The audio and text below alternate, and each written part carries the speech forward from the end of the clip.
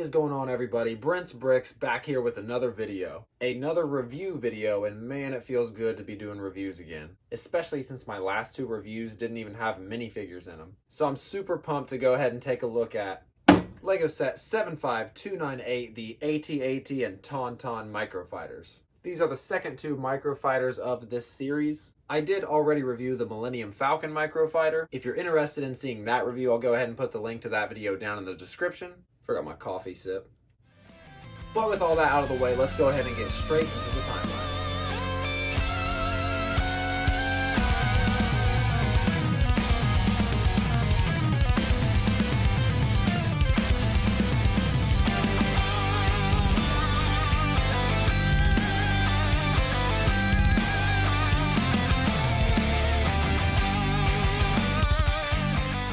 And so for the ATAT Driver, it's definitely nice for a person like me who hasn't had a chance to get the new ATAT to finally get my hands on an ATAT Driver. If I bring you a little bit closer, you can see the helmet design has some fantastic prints on it. Nice and crispy lines all the way through there. Printing going from the torso all the way through the hips and down to the legs. Of course, no arm printing, but we do have a little bit of back printing there.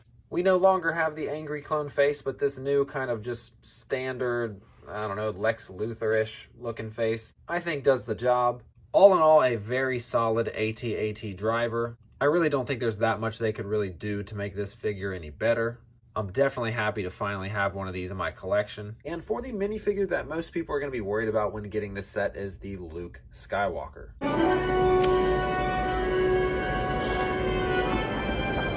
So right off the bat, there's a few things I want to talk about when regarding this new Luke Skywalker. Obviously, this is a new head print that they have not done before. With the headgear removed, you can get a better look at this whole entire headpiece. He does have an alternate facial expression around to the back, as well as some back printing there. But the thing that stands out to me most about this figure is not the fact that it does indeed have two facial expressions, and they're all new face prints. But the surprising thing to me, let's see if I can get you a little bit closer here. That flesh-colored print over that white is perfectly clean. Obviously, this is just a plain white head with the two prints on either side.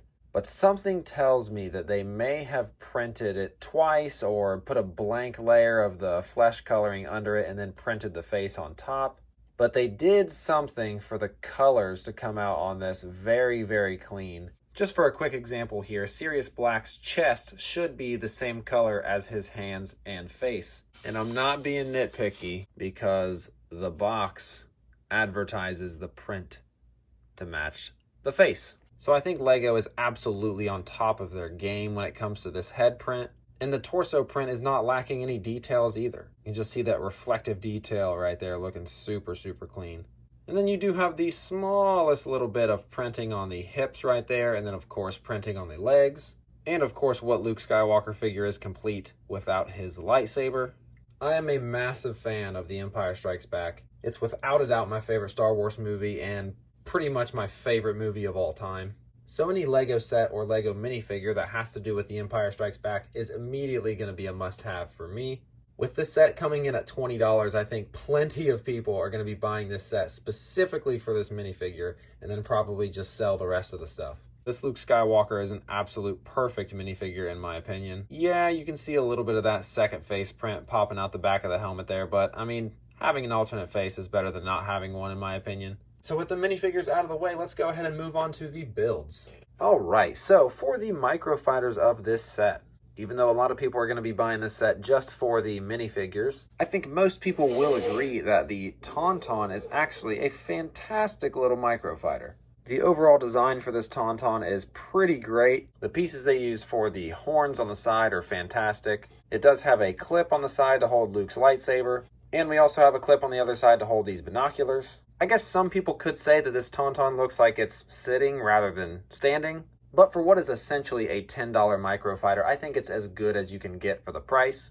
It just has the little double jumper plate right there. I suppose if you wanted Luke to just stand on the Tauntaun, he could just stand on it, which kind of does give it a better look because he can actually see over the Tauntaun's head. And there we have Luke Skywalker in the seated position. Either way does look nice, but I think it is cool that you can either sit him on the Tauntaun or leave him standing. Looking at the AT-AT of this set, I will say that in person it looks a little bit better. But I think a lot of people in the community have the same opinion when it comes to this thing being a little too chubby. If a normal AT-AT looked a little bit more like a Great Dane or something, then this AT-AT is looking a little bit more like a pit bull. But at the end of the day, it's a $10 microfighter, so I mean, it can really only be as good as it can really be for $10.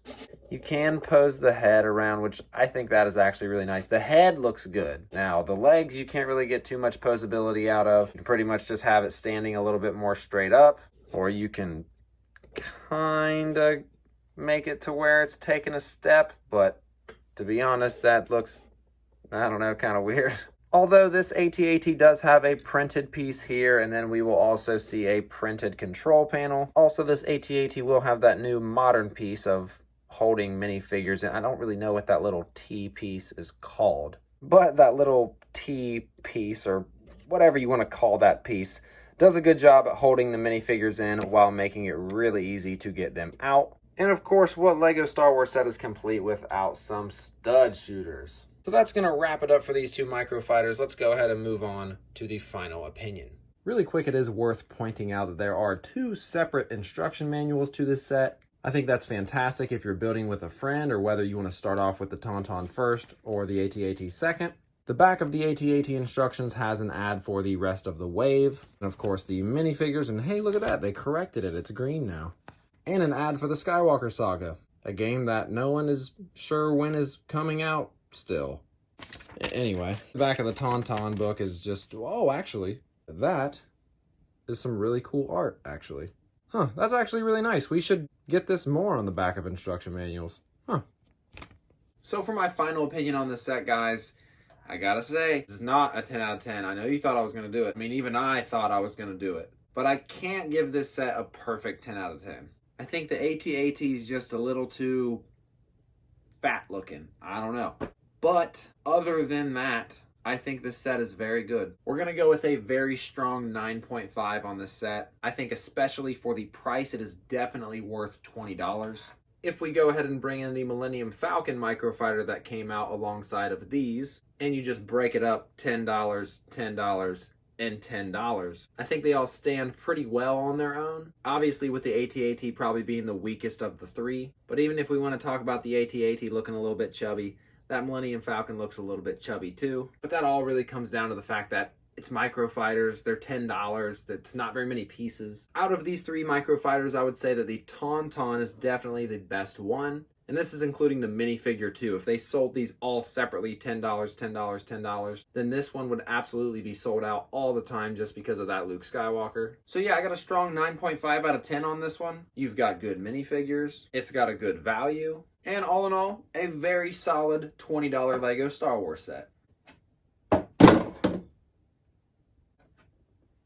That's going to wrap it up for this review, guys. Thank you all so much for watching. If you do want to see my review for the Millennium Falcon Microfighter, the link to that video will be down in the description below. And if you haven't entered my current subscriber giveaway, what are you doing? The link to that video will also be down in the description below. Again, thank you all so much for liking, commenting, subscribing. You all are amazing. As always, this has been Brent's Bricks, and remember, never stop building.